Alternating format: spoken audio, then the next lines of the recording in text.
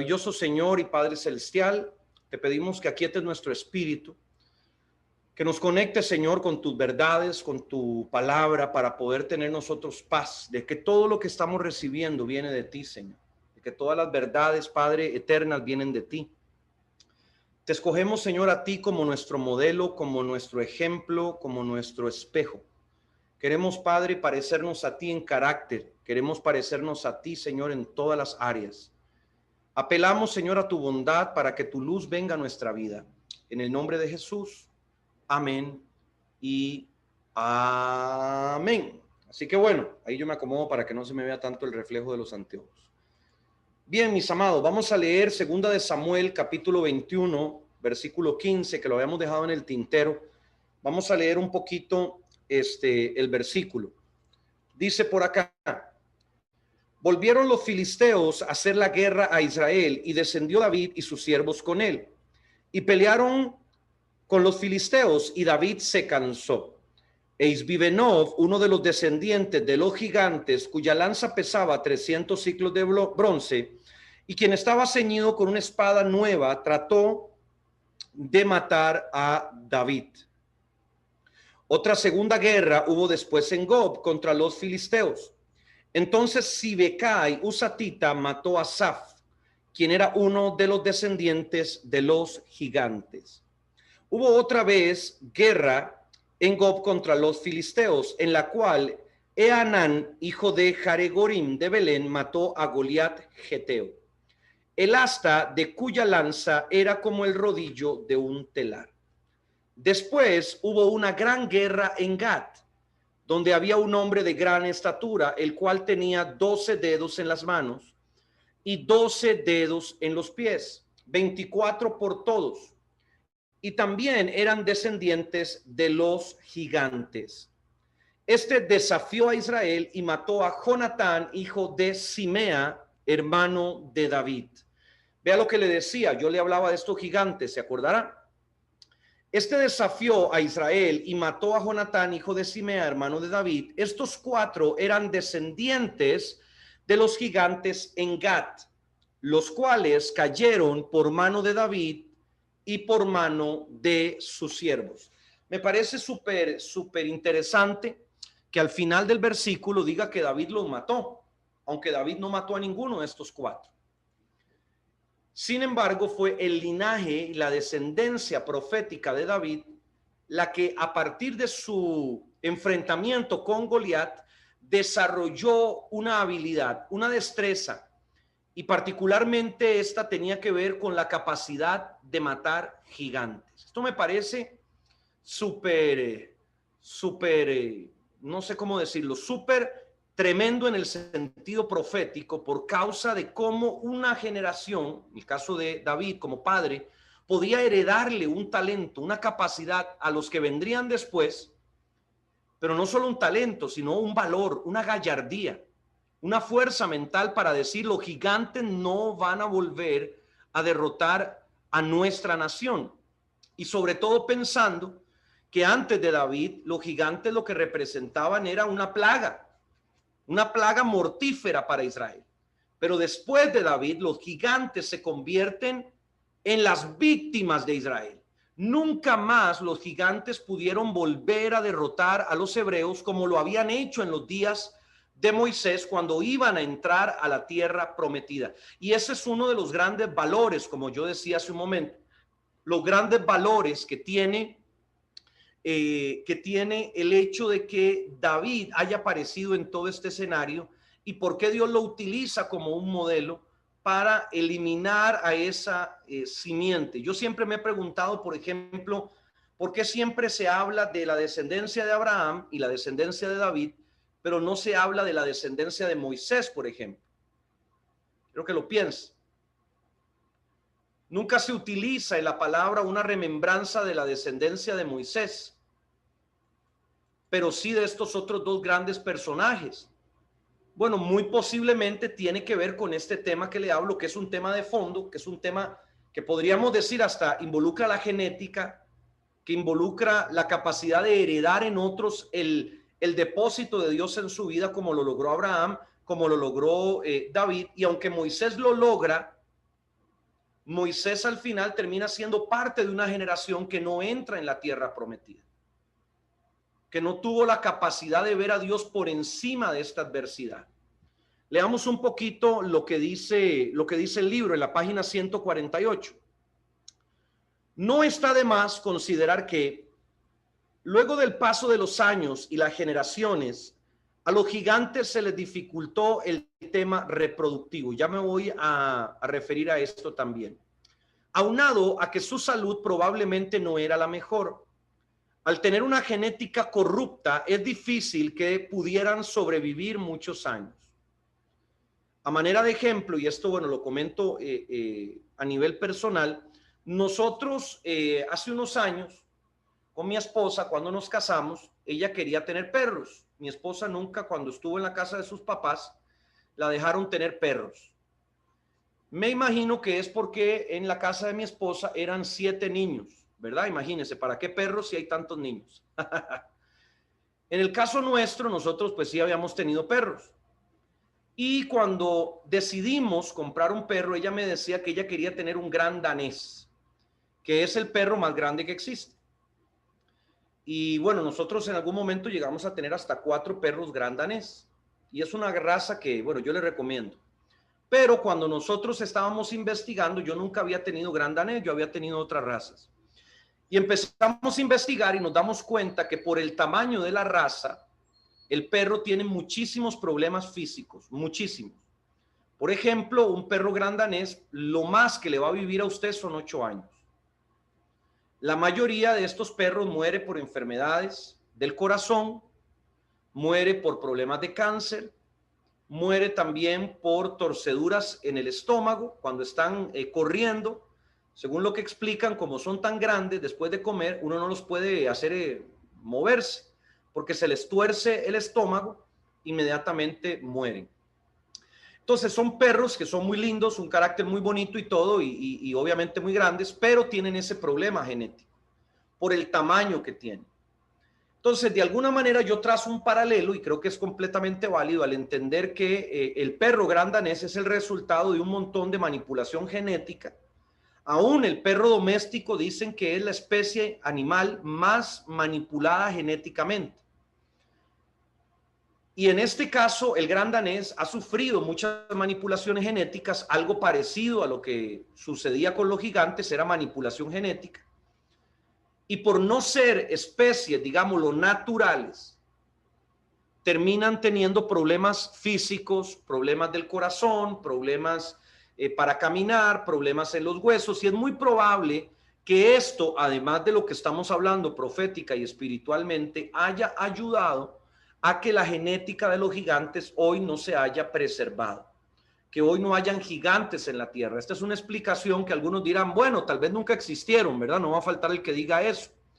Pero como yo creo en lo que dice la palabra y creo que la palabra es veraz, pues yo no pongo en duda la palabra, sino que pongo de mi parte para explicar lo que podría haber sido la consecuencia de por qué ya no hayan gigantes en la tierra.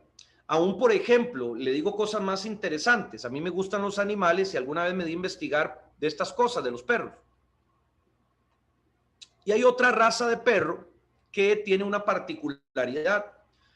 Es el bulldog inglés. El bulldog inglés es un perro muy caro, pero si usted llega a averiguar un poquito, se va a dar cuenta que ese perro es incapaz de reproducirse por sí solo. Como ha sido manipulado genéticamente tanto, el perrito, en este caso el macho, no puede montar a la hembra, es incapaz de hacerlo.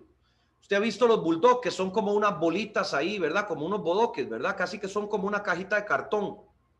Bueno, ese perrito macho no puede montar a la hembra, físicamente no tiene la capacidad de montar a la hembra, lo cual ya de por sí usted entiende que es algo que nos debería despertar la duda de si será bueno que siga existiendo esa raza, ¿verdad? Porque si ella misma no se puede reproducir, como que no necesita, todo bulldog inglés hoy para existir necesita la fertilización asistida. Pero además, la hembra, además de que no puede ser montada por el macho, la hembra tampoco puede dar a luz sola. Como los perritos son tan grandes y la hembra tiene una forma pues chica, ella necesita darlos a luz a través de cesárea. Lo que le estoy poniendo son ejemplos de manipulación genética que tiene que ver con los animales, pero que indudablemente también puede llegar a afectar a los seres humanos. Y aquí donde hablamos no es ni siquiera de seres humanos, hablamos de una raza híbrida, o sea, una raza que no fue diseñada para vivir en la tierra. ¿Ok? Entonces, muchos de estos exámenes, o más que exámenes, experimentos genéticos, y yo sé que aquí hay gente que le atrae mucho el tema de la genética, y los motivo a que estudien bastante sobre no solo seres humanos, sino también animales y otras especies que han sido manipuladas, vamos a poder entender qué es lo que pudo haber ocurrido con las especies de gigantes que pudieron haber poblado la Tierra. Vamos a irnos al famoso relato apócrifo que tanto les he mencionado, del libro de Enoc. Yo aquí en el libro, a manera de ilustración, copié algunos textos de Enoc que me parecen interesantes de estudiar y, por supuesto, repetirles que pues todo lo que quieran aportar en esta clase va a ser bienvenido para poder contestar. Aquí veo que el hermano Juan El César dice que el dogo argentino es una mezcla con buenas cualidades, pero agresivo. Bueno, vea qué interesante ese aporte. La hermana Marina Echeverría nos dice que el Jack Russell Terrier es el que tenemos y es fantástico. Bueno, me alegra que tengan un perrito fantástico.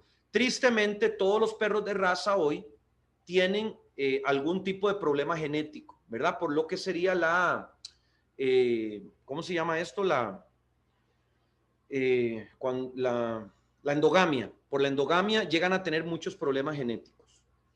Relato apócrifo en la página 149. Como parte complementaria, encontramos coincidencias interesantes de todo lo que estamos hablando con el libro apócrifo, el cual es reconocido únicamente por la Iglesia Cristiana Copta, no por el resto de las denominaciones cristianas. El mencionado texto es el libro de Enoc, el cual no es considerado canónico ni incluido en el canon de la Biblia. Al estudiarlo cuidadosamente puede proporcionar conocimiento cultural acerca de los conocimientos históricos sobre el periodo tan olvidado que fue antes del diluvio.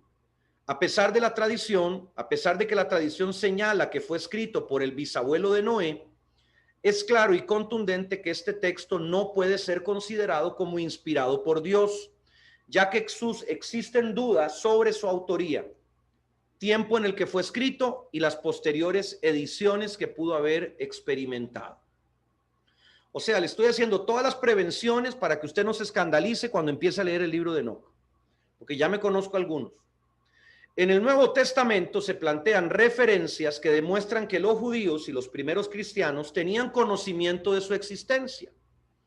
De hecho, las numerosas menciones y citas del material que hoy se encuentra en este libro indican que varios escritores del Nuevo Testamento tenían ese conocimiento en alta estima.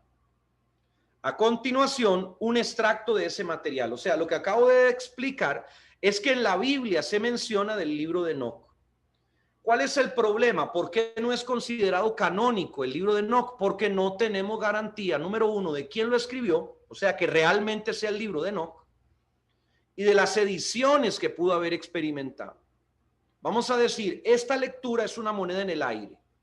Podría ser el libro que menciona las escrituras sobre Enoc, o podría ser toda una novela. Sin embargo, lo que a mí me interesa es extraer, llamémosle, esa esencia cultural que prevalecía, porque a pesar de que no sea un libro que podemos considerar bíblico, es un libro muy antiguo, muy viejo.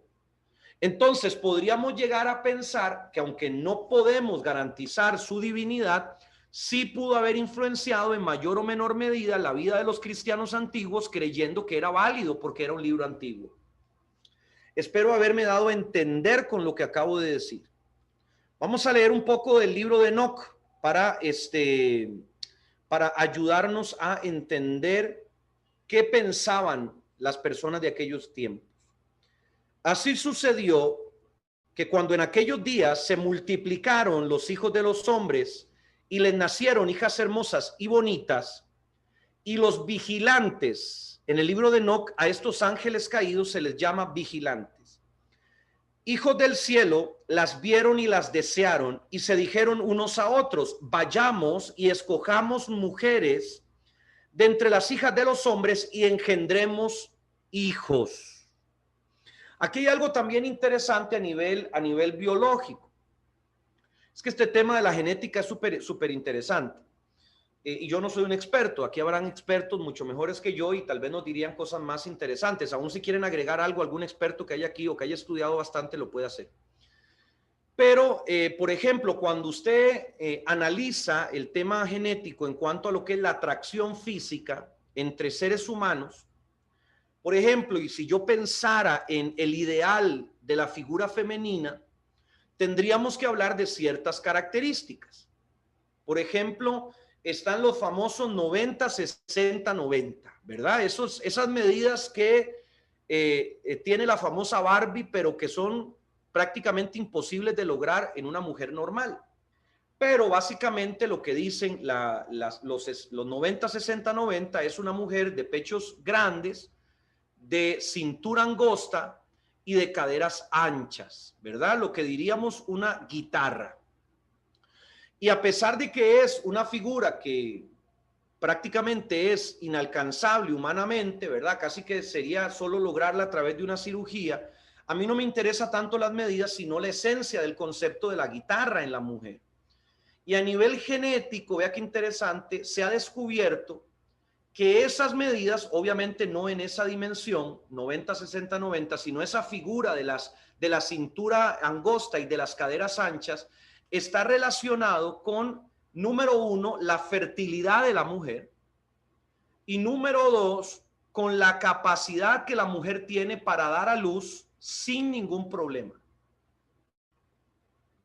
O sea que a la hora de que nosotros nos fijamos en la belleza, que para nosotros hoy es una simple vanidad, si nos vamos a un tema primitivo, estamos hablando de que posiblemente no era una atracción solamente física, digamos, banal, sino que era una atracción que tenía relación con la capacidad de sobrevivencia de la otra persona. Si, por ejemplo, usted se va a la naturaleza y empieza a estudiar a las criaturas y cómo ellas se relacionan, por ejemplo, usted va a encontrar a los pájaros. Es muy interesante estudiar los pájaros porque todos ellos tienen como un ritual de apareamiento, ¿verdad? Y todos los rituales son bien fantásticos. Hay un documental en Netflix específicamente de los rituales de apareamiento de las aves. Y algunas cantan, algunas sacuden las alas y otras hacen un nido previamente. Pero lo que dice el biólogo, el que estudia estas aves, dice, todas las hembras, al buscar en el rito de apareamiento, lo que les atrae, lo que buscan es al macho que mejores genes tenga para reproducir. O sea, las plumas más bonitas, las plumas más largas, el canto más fuerte, el que construya el nido más bonito, ¿verdad? O más firme, más grande, más cómodo. Muchas de las hembras escogen a su macho en base a eso. Y bueno, por eso algunas damas, en lugar de fijarse si es guapo o si es elegante, pues se fijan si es trabajador, si es esforzado, si es responsable, si es un hombre fiel, porque para la mujer tal vez el atractivo físico no representa para nada sus intereses, llamémosle, de sobrevivencia. Y para el hombre, pues al buscar una madre en esencia para sus hijos, aunque muchos hombres no están buscando tener hijos ni tener una madre para sus hijos, lo que inconscientemente hacen es buscar en esa belleza femenina la mayor capacidad de esa mujer de poder procrear. Y en el caso de la mujer, lo que buscan en el varón es la mayor capacidad que ese tenga de responsabilizarse de su prole. Creo que estoy quedando bastante claro con este punto. Entonces, ¿hacia dónde vamos con el tema de la belleza? Porque usted cree que yo me salí y me fui por la tangente y aquí estoy volando en la estratosfera. No. Lo que estamos hablando es que posiblemente el atractivo que buscaron estos vigilantes, estos demonios, en las mujeres no fue simplemente un tema de belleza banal, sino fue una mayor capacidad de alumbrar a sus descendientes. Entonces, si habláramos de belleza como algo superfluo, no entendemos lo que está pasando aquí. Pero si entendemos belleza desde el concepto de sobrevivencia, desde el concepto de capacidad para, vamos a entender que lo que estaban buscando estos vigilantes era aquellas mujeres que fueran capaces de soportar una semilla como la que ellos iban a depositar. Espero que me esté dando a entender con esto. Y esto es bien profundo, bien interesante, porque entonces no estaban buscando a cualquier mujer, no estaban buscando una pirula, no estaban buscando una parecida ahí, no, seguramente buscaban mujeres fuertes, robustas. ¿Y por qué no decirlo? Estaban buscando mujeres grandes. Y si nosotros empezamos a considerar, digamos, todo lo que pudieron haber buscado, tal vez podríamos haber sacado un prototipo de mujer que no necesariamente sería la belleza de hoy. Aunque hoy, por ejemplo, cuando hablamos de una muchacha que modela, tendríamos que hablar de una mujer alta, delgada, con ciertas curvas, aunque no tan pronunciadas, ¿verdad? Pero esa no es necesariamente la belleza, entendiéndola desde este punto, que pudieron haber buscado estos gigantes en aquel momento. Sin embargo, no tengo la menor duda que escogían a las mujeres que mayor interés generaban en aquella sociedad por esa fortaleza física para poder reproducirse. Sigamos leyendo. Aquí empiezan los inventos, digo yo. Entonces, Shemiasa, que era su jefe, les dijo: temo que no querráis cumplir con esta acción y sea yo el único responsable de un gran pecado. Pero ellos le respondieron: hagamos todos un juramento y comprometámonos todos bajo un anatema a no retroceder en este proyecto hasta ejecutarlo realmente. ¿Qué me interesa de esto? Nuevamente, culturalmente, este pecado que cometen los demonios no era asignado a Satanás. Quiero que nos quede eso claro. A nosotros tal vez, por un tema, tal vez de falta de estudio, falta de cultura original de las escrituras, por el sincretismo que nosotros tenemos, no cargamos con estos conocimientos culturales donde no se responsabilizaba al diablo de este pecado del que vamos a hablar y que tiene que ver con el pecado prediluviano. Ellos lo habían asumido, ¿ok? Sea que el texto sea válido o no, a mí me interesa ese principio. Esto no era parte de lo que el diablo estaba moviendo. Por supuesto que el diablo aplaudía y celebraba, pero no era una estrategia directamente de Satanás. Por eso hoy aseguramos que el diablo no está en esas prisiones de abismo. Por eso aseguramos que no todos los demonios están en esas prisiones de abismo. Espero estarme dando a entender y que usted vaya comprendiendo lo interesante de este vínculo que estamos construyendo. Entonces todos juraron unidos y se comprometieron al respecto los unos con los otros bajo anatema.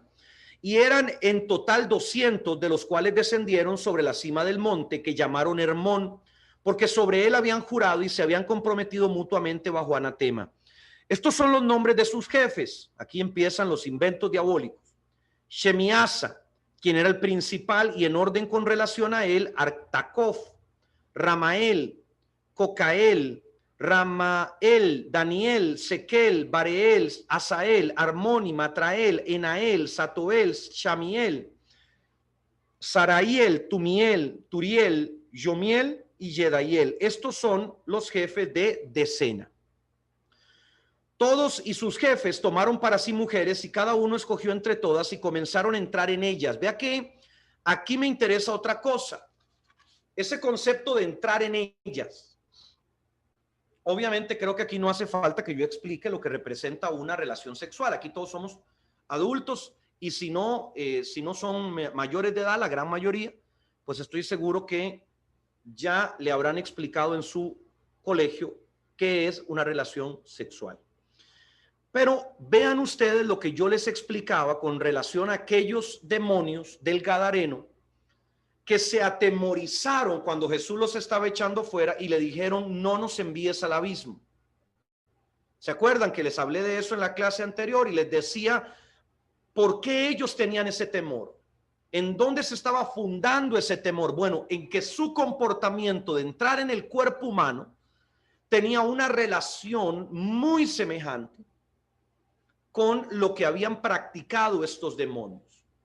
Como vuelvo a repetir, la intencionalidad de estos demonios en la época de Noé era procrear, a diferencia de estos otros demonios que no buscan procrear.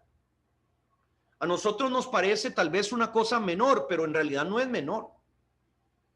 En realidad solamente ese hecho de buscar la multiplicación ya es algo que hace una gran diferencia en la tierra. Sigamos leyendo un poquito lo que dice. Aquí se pone más espeso. Dice, y comenzaron a entrar en ellas y a contaminarse con ellas, a enseñarles la brujería, la magia y el corte de raíces y a enseñarles sobre plantas. Quedaron embarazadas de ellos y parieron gigantes de unos 3,000 codos de altura que nacieron sobre la tierra y conforme a su niñez crecieron y devoraban el trabajo de todos los hijos de los hombres hasta que los humanos ya no lograban abastecerles. O sea, vuelvo a repetir, este libro de alguna manera nos permite ampliar en nuestra imaginación cuando se hablaba de héroes, ¿verdad? Ese concepto del héroe, del que está al frente, culturalmente no era esa persona que ayudaba a los demás, sino más bien era el que capitaneaba y posiblemente esclavizaba a todos los demás seres humanos con esa capacidad desbordada de fuerza que ellos tenían. Y vea cómo ellos empezaron a devorar todo. Ellos comían todo según lo que decía aquella cultura, aquella tradición.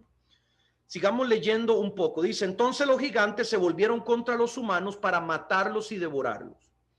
Y empezaron a pecar contra todos los pájaros del cielo y contra todas las bestias de la tierra, contra los reptiles y contra los peces del mar, y se devoraban los unos la carne de los otros y bebían sangre.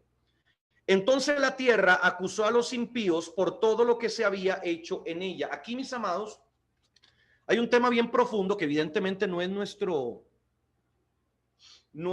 fondo, pero a través de esa última frase que empezamos a ver culturalmente, donde se dice que comenzaron a pecar contra aves y reptiles, inmediatamente yo dije en mi espíritu, y no quiero que para nada esto parezca una enseñanza bíblica, sino ya es muy mi opinión y mi criterio, yo dije hacia mi interior, habrá tenido que ver esto de alguna manera con los dinosaurios, por ejemplo. Parece algo ridículo lo que estoy diciendo, estoy seguro. Sin embargo, yo no he dejado de tener esa inquietud en mi espíritu de cuánto pudieron haber pecado estas criaturas. Porque estamos hablando de que su desborde, y estamos hablando de un desborde específicamente sexual, se dio claramente y establecido en la palabra con seres humanos, pero luego esos gigantes, como ya lo escuchamos en la misma escritura, se convirtieron en héroes. Y estos empezaron a tener predominancia y gobierno sobre todas las criaturas de la tierra, y entre ellas, dice esta tradición cultural, que se volvieron contra animales. ¿Sería esto tan raro en el contexto del cual venimos hablando, donde los cananeos tenían relaciones sexuales con animales? Bueno, posiblemente no. Posiblemente para nosotros hoy es algo que no nos alcanza la mente a entender, pero que claro, en un contexto espiritual de desenfreno tendría toda la lógica del mundo. Al final recordemos que muy probablemente en esa época prediluviana, aún antes de que se diera ese pecado contra ese pecado de ángeles caídos con seres humanos, ya había un pecado sexual de incesto, de pedofilia, de zoofilia, que había sido la antesala de esta perversión. Yo no sé si ustedes alguna vez han visto un documental sobre un asesino en serie muy famoso, tal vez el primero que existió famoso, que se llamó Ted Bundy. Yo no le recomiendo que vea un documental de él si no quiere, si no tiene fuerzas para verlo, pero Ted Bundy fue un asesino en serie que mataba mujeres en los años 70, 80, muy conocido. Y él en algún momento llegó a decir una frase que para mí es una frase muy rescatable. Lo dijo el mismo Ted Bundy. Ted Bundy era una persona, no era una bestia salvaje, ¿verdad? No era un ermitaño, un loco que estaba metido en una cueva. No, no. El tipo era un graduado universitario. El tipo era abogado de profesión y se convirtió en un asesino serial.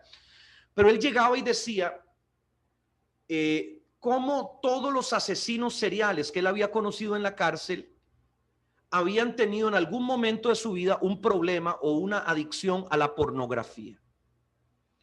A mí me pareció súper llamativo porque si ustedes se recuerdan, la aparición de todos estos asesinos seriales, que antes realmente no eran tan comunes, una época que se volvieron como un boom, ¿verdad? Que habían asesinos seriales por todas partes. Bueno, tuvo una relación, aunque no la quieran reconocer, obviamente, tuvo una relación directa con la revolución sexual en los Estados Unidos, donde aparecieron las grandes corporaciones pornográficas, como por ejemplo lo fue Playboy.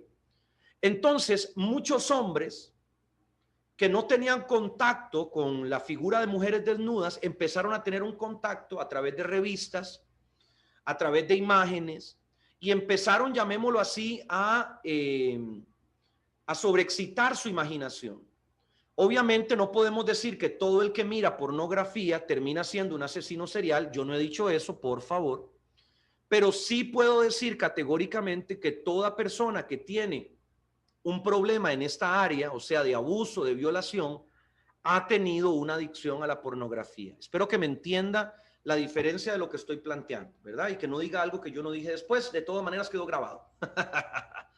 Lo que le quiero decir en esencia, mis amados, es que antes de caer en una aberración sexual, hubo un camino para llegar a ella. Entonces, si nosotros hablamos de ese pecado prediluviano que llegaron los demonios con las mujeres, no podemos pensar que eso se dio de un momento al otro. No, no, no, no. Tuvo que haber una degeneración en la humanidad. Tuvo que haber un deterioro en la humanidad para llegar y decir, ok, no hay problema, vamos a hacerlo. Tuvo que haber un avance. Entonces, toda esa masa de comportamientos aberrados se llega a condensar y permite esa apertura. Por ejemplo, voy a poner el caso que estamos viviendo hoy. Hace 10 años, cuando mucho, hablar de un tema de homosexualidad era algo escandaloso. 20 años, 30 años. Pero esta gente ha ido logrando socializar este tema con tanta facilidad que ya para ellos la homosexualidad y el lesbianismo es lo de menos. Ahora están hablando de transexualidad, que es algo aún peor, porque estamos hablando ya de mutilarse, estamos hablando de hormonizar niños, estamos hablando de algo muy grave. Entonces, ¿cómo llegan a hablar de transexualidad? Porque primero nos vinieron hablando acerca de homosexualidad y lesbianismo. Pero usted cree que la homosexualidad y el lesbianismo vinieron solos. No, mis hermanos, antes de eso hubo todo un proceso donde se deterioró el matrimonio, donde la sociedad empezó a pensar que no hacía falta casarse, que podían estar en unión libre y que no había problema. Espero que me estoy dando a entender. O sea, es un recorrido para que nosotros lleguemos aquí. Aquí no llegamos de manera incidental. Aquí llegamos bajo un plan y una trama diabólica para ir debilitando esas barreras espirituales, esas barreras éticas, morales que tiene todo ser humano y que le inculca su cultura y su sociedad.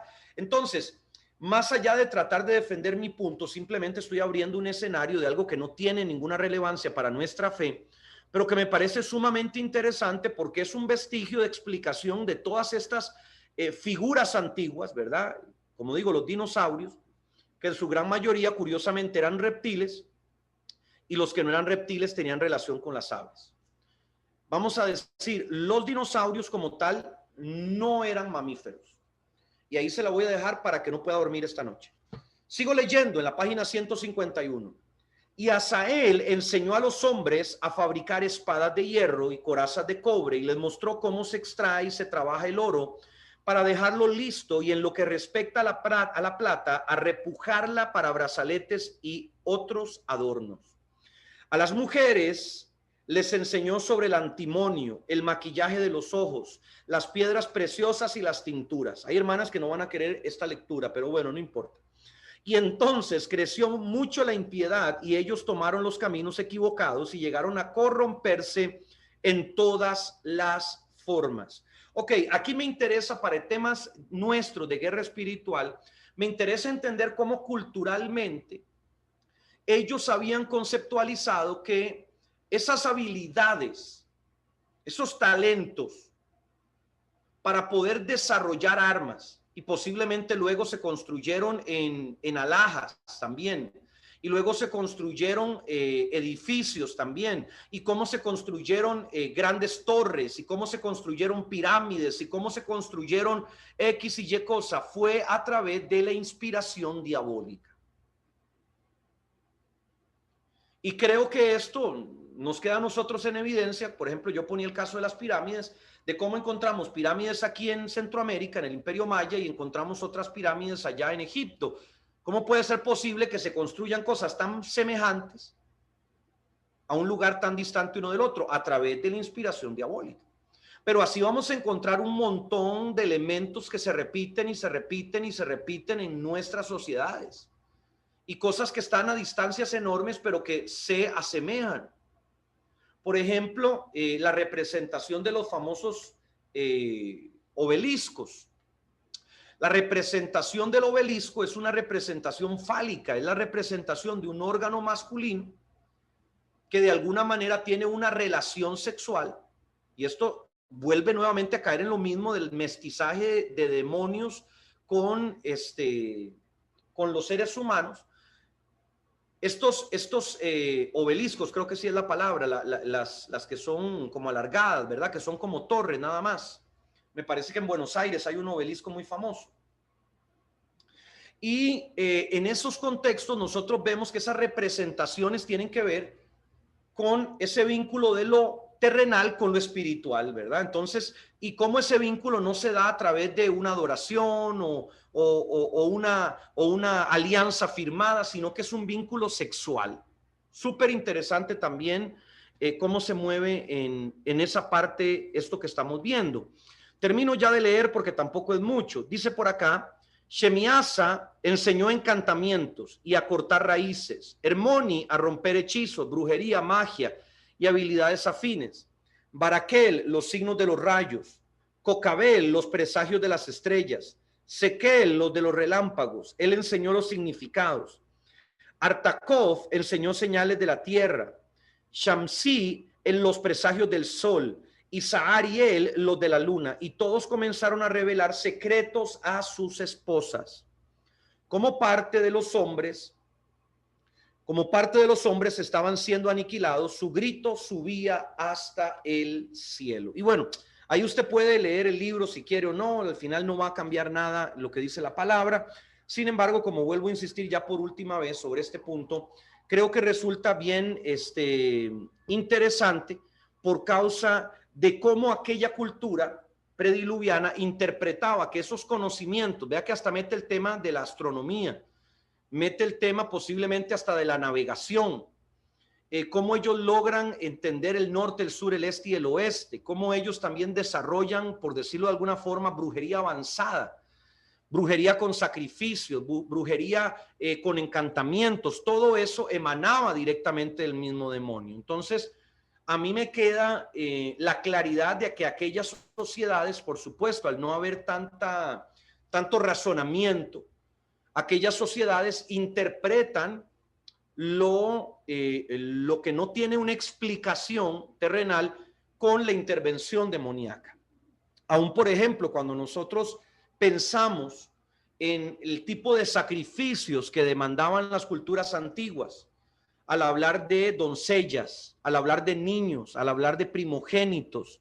En algún momento también hubieron culturas que sacrificaban soldados, guerreros, ¿verdad? Como en el Imperio Azteca, que mataban a los ganadores, a los soldados que ganaban el juego de la pelota, ¿verdad? Que es tan famoso.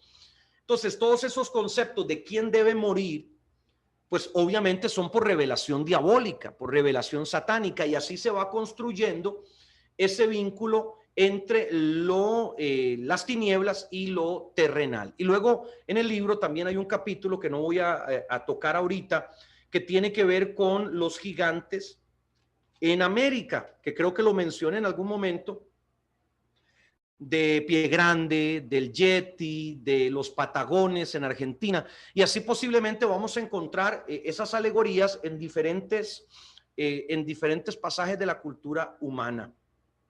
Entonces, vamos a orar ya en un momento. Solamente quisiera aprovechar a que algunos han estado haciendo preguntas para tratar de abordarlas, y así que queden estas preguntas también para las personas que van a ver la clase en diferido por causa de lo que esto puede significar. La hermana Marina Echeverría dice, o sea, profeta, cuando dejaron de reproducirse los caídos, empezaron a poseer a los hombres para gobernar y tener poder. Pues de alguna manera sí y no. Yo no creo que ya los gigantes pudieran poseer a los seres humanos. Lo que empezaron a hacer, según la descripción de Enoc, y posiblemente algún relato bíblico nos ayudará a explicarlo, como lo dije en el libro de Levítico que leímos, estos gigantes empezaron a destruir a la raza humana. Veamos cómo en este libro de Enoc pudimos entender que posiblemente la cultura de aquellos días veía a los gigantes como amos, no como héroes, como amos que los sometían por la fuerza, ¿verdad? Y les demandaban, como todo amo, les demandaba trabajo, les demandaba recursos, pero eso no los saciaba, no los alimentaba. Y entonces luego empezó un proceso como el que dice Levítico, donde la tierra se devoraba a sus habitantes, donde los seres humanos empezaban a morir, pero no, al menos yo no interpreto que aquellos gigantes poseyeran a los seres humanos, ¿verdad? Porque ya ellos, por haber sido una raza híbrida, perdían su esencia espiritual. Vuelvo a repetir, eran seres mitad humano, mitad demonio, para que se entienda mejor. Entonces, ya su forma física no era como la de los demonios, de poder poseer un cuerpo. Acordémonos que en lo que acabamos de leer en Enoc y también en lo que podemos entender de la palabra, es muy posible que lo que quisieran hacer posesión de los cuerpos eran los que sí eran demonios, ¿ok? Pero no los gigantes, ¿ok? No los gigantes, porque ya tenían otra forma. Voy a ver si hay alguna otra consulta que haya entrado por acá. Vamos a ver, por aquí entra alguien que dice que es un iPad y dice, disculpe, los ángeles caídos, demonios y espíritus inmundos son diferentes, ¿verdad? Pues no, en esencia podríamos decir que ángeles caídos es lo mismo que demonios y que espíritus inmundos. Yo no vería una diferenciación en ese caso. Cuando nosotros hablamos de jerarquías angelicales, que tal vez será clase de otro momento, estamos hablando de principados, potestades, gobernadores de las tinieblas. Pero esos tres significados que la hermana iPad o el hermano iPad está poniendo ahí, no diría que son diferentes, creo que son sinónimos.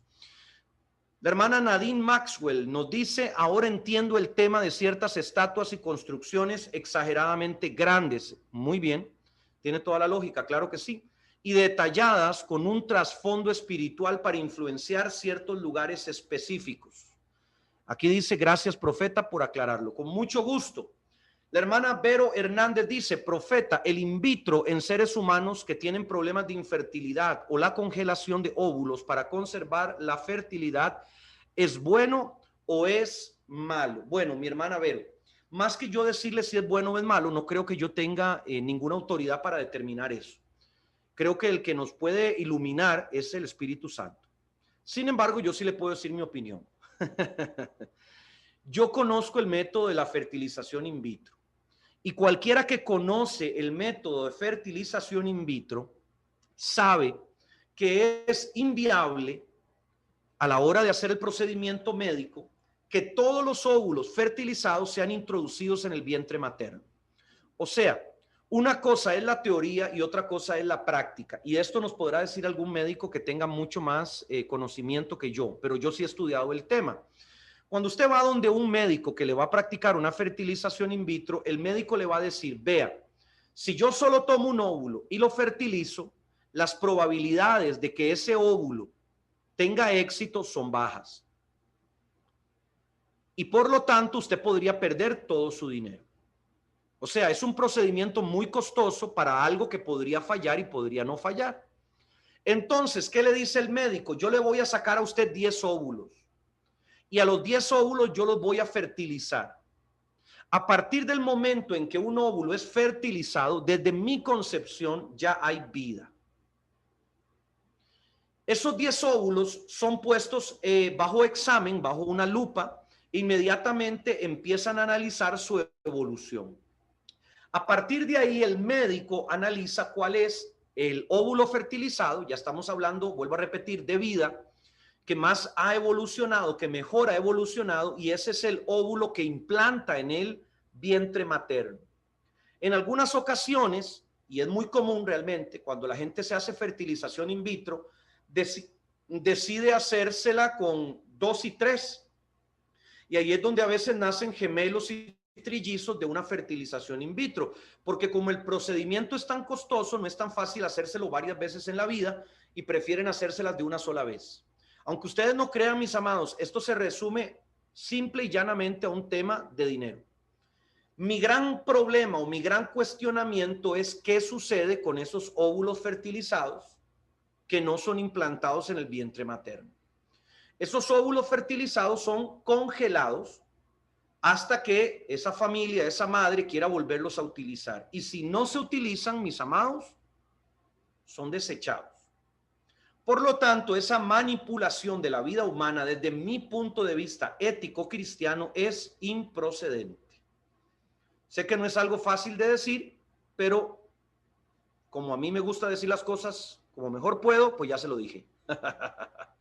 Vamos a seguir leyendo. Dice, el libro de Enoc no es profano. Bueno, vuelvo a repetir, mi amado pastor Virginio. El libro de Enoc es apócrifo. Una cosa es apócrifo y otra cosa es profano.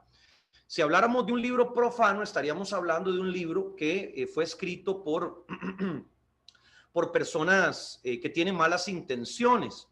Y eso yo no lo puedo asegurar.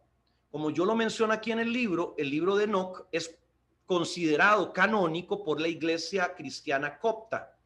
O sea, hay una facción del cristianismo que considera, perdonen, que consideran, por ejemplo, al libro de Enoc como canónico, o sea, como parte de su Biblia. Vayamos al ejemplo de Macabeos. No sé cuántos de ustedes saben, pero la Biblia católica tiene más libros que los nuestros. Y esos libros apócrifos yo no podría decir que son profanos. Creo que sería muy atrevido. Aún el libro de Macabeos, por ejemplo, creo que hay primera y segunda de Macabeos, es un libro histórico. Es un libro que los hebreos, que los judíos consideran como un libro para el cual ellos luego lo fundamentan. O sea, el Macabeos es la base de lo que luego se conoce como la práctica del Hanukkah. Sin Macabeos no habría Hanukkah, y el Hanukkah es una fiesta sagrada de los judíos. Entonces, decir que es profano sería muy atrevido, ¿verdad? No es por eso que lo estamos leyendo. Lo estamos leyendo como un tema cultural. Si alguien a lo cultural lo llama profano, esa es su decisión personal. Yo no me atrevería a decir eso. La hermana Silvia dice, el profeta lo usa como... Ah, bueno, ya le contestó. El profeta lo usa como material de consulta bibliográfico. Yo así lo tomo, exactamente, mi hermana, como otro libro más de consulta. Como yo sé que a los cristianos evangélicos este tipo de cosas no se escandaliza con mucha facilidad, ustedes me han escuchado decir una y otra y otra y otra vez que es apócrifo y cuál es la intención con la cual lo estamos leyendo. ¿Ok? Pero aún así vean que nuevamente surge la consulta, pero yo no tengo problema en explicarlo cuantas veces sea necesario, y aún yo lo explico a sabiendas de que van a terminar algunos diciendo de que yo les enseño libros profanos. Natalia Pineda dice, profeta, en la página 150, ¿por qué le enseñaron a las mujeres sobre plantas? Tengo esa duda, gracias. Bueno, hermana Natalia, en este caso recordemos que el libro de Enoc no es un libro bíblico, por lo tanto yo no puedo saber por qué les enseñaron sobre plantas. Sin embargo, yo puedo entender de alguna manera por qué las culturas ancestrales, las culturas indígenas, aborígenes, tienen tanto conocimiento sobre plantas medicinales. Algunas de ellas son utilizadas para ritos diabólicos. Les voy a poner un ejemplo. Cuando ustedes se van a Haití, Haití tiene a los famosos zombies. Ustedes habrán escuchado de los muertos en vida, ¿verdad? Que hay en Haití.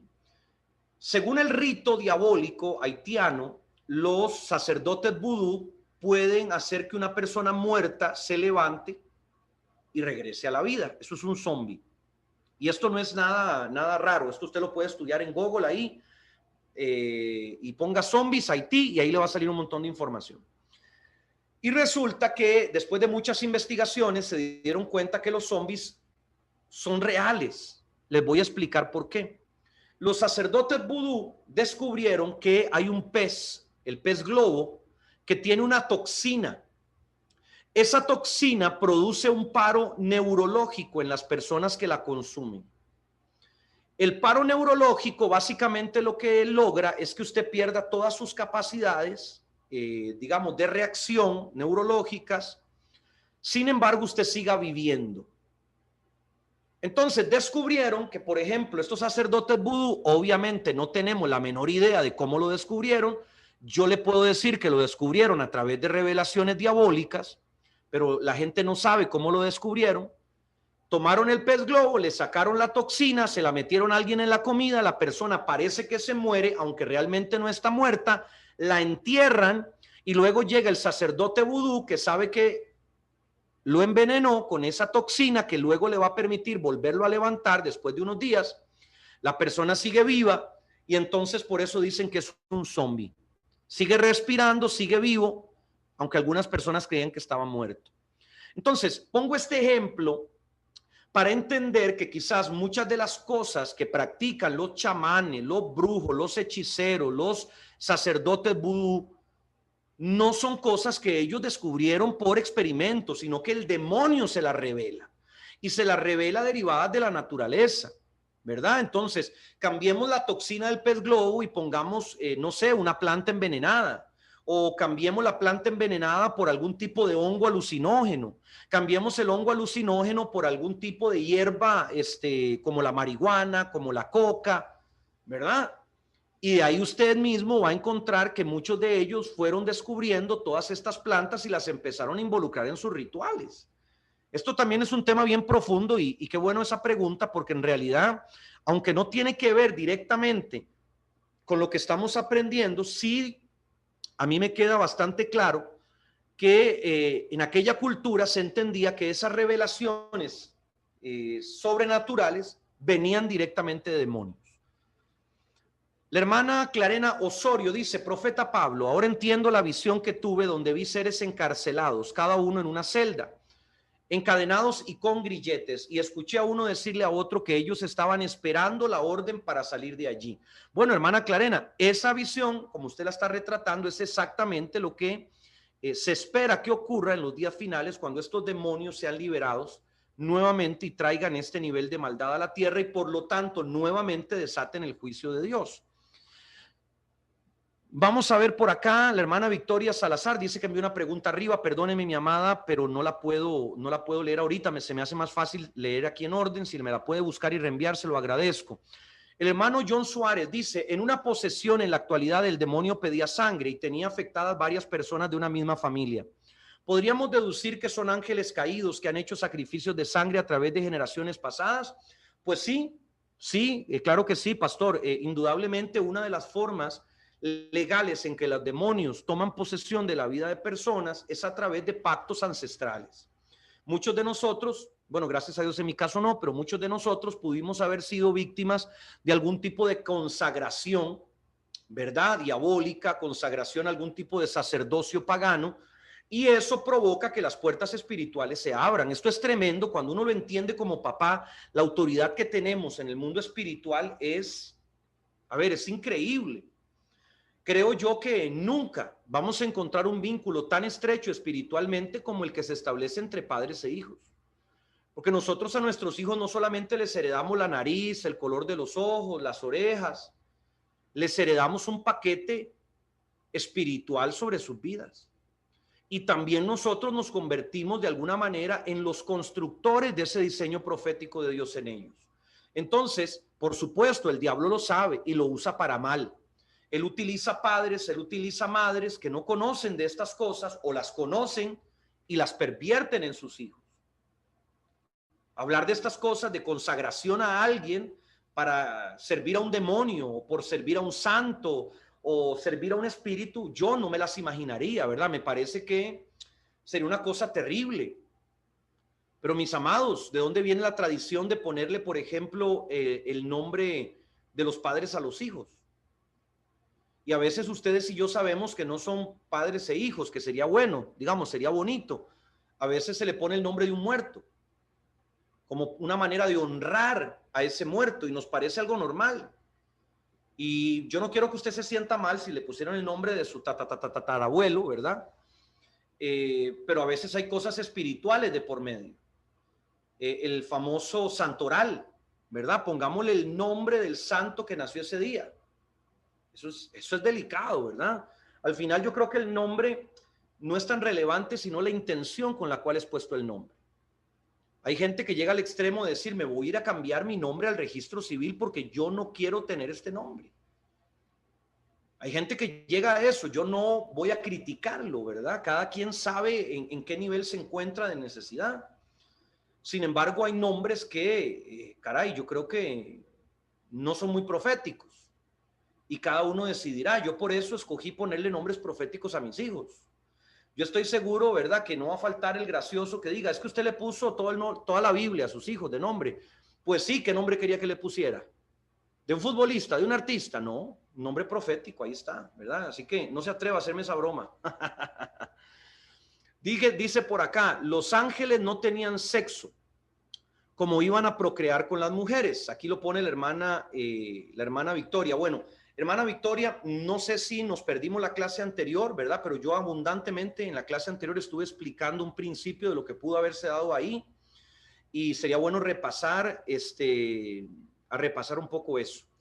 El hermano Virginio agrega y dice, mi pregunta viene porque un día fuimos a leerlo y el Espíritu Santo nos dijo audiblemente que es profano. Hermano Virginio, si el Espíritu Santo le dijo que no lo lea, por favor no lo lea, pero no podemos con eso decir que es profano ni es una regla para todos, ¿ok? Creo que es importante que nosotros sepamos leer y discernir, y es importante desarrollar ese don. Si el Señor se lo prohibió, es algo del fuero personal, querido pastor. Eliana Olave dice por acá, gracias profeta por tan tremendas revelaciones, ver y entender el mundo espiritual y poder comprender los inicios de la humanidad y discernir el plan tan maravilloso de Dios. Entendible. Hermana Ingrid, inclusive el libro de Macabeos, hay una parte en la que habla claramente, habla de la idolatría y la describe tan clara, habla de los colores y prácticas usadas en la Iglesia Católica. Ok, por aquí, bueno, ya se empiezan a agregar algunos comentarios donde ya empiezan a conversar entre ustedes, pero bueno, yo por lo menos me doy por satisfecho, siervo, de que hemos hablado de un tema muy escabroso, muy complejo, y lo hemos hecho con toda la claridad y la abundancia que hemos podido. Sin embargo, por supuesto, yo quiero que ustedes entiendan que mi afán no es dejarles a ustedes 100% satisfechos, porque indudablemente yo no soy Dios, ni voy a ocupar ese lugar de Dios, ni maestro conocedor de todo. Sin embargo, creo que ha sido bastante abundante la información que les hemos compartido y que ustedes pueden discriminar y volver a estudiar como ustedes sientan. De igual manera, el libro habla en algunos capítulos de estos mismos temas con otros enfoques que le pueden ayudar a tener una integralidad, a un concepto integral aún mayor de este asunto. Yo le recomiendo que luego del curso terminado usted se lea el libro completo y le quede mejor y más claro el tema. En cualquier caso, mis amados, pues bueno, vamos a orar para que todo este tema quede cerrado en su espíritu y que no haya ninguna inquietud en su corazón, porque el deseo de enseñar este tema, como yo sabía de antemano, puede llegar a generar dudas en su corazón, pero esas dudas no deben ser más grandes que la fe. En nada de lo que hemos hablado se antagoniza con las escrituras, en nada de lo que hemos hablado se antagoniza con la convicción de que Cristo murió por nosotros. Estamos tratando de entrar en profundidades que muy pocos se atreven a entrar precisamente porque le tienen miedo a estas disyuntivas, le tienen miedo a esas áreas grises, les tienen miedo a no poder responder preguntas, pero como ese no es mi intención ni tampoco mi deseo, pues yo hablo de lo que la palabra y la escritura nos enseña. Padre maravilloso, te damos gracias porque delante de tu altar, Señor, presentamos nuestros corazones con pureza para que tú nos redargullas, para que tú nos escudriñes, para que tú nos revises. Te glorificamos, Señor, como el autor y creador de todas las cosas, porque sabemos que desde el principio tú estabas y desde el principio tú eras. Maravilloso eres, Señor, sublime y exaltado sea tu nombre, para siempre y por siempre. Esperamos, Señor, anhelantes tu retorno, tu regreso, sabiendo, Padre, que nuestros enemigos serán derrotados, que nuestros enemigos serán echados por tierra. En el nombre del Dios Todopoderoso. Amén y amén.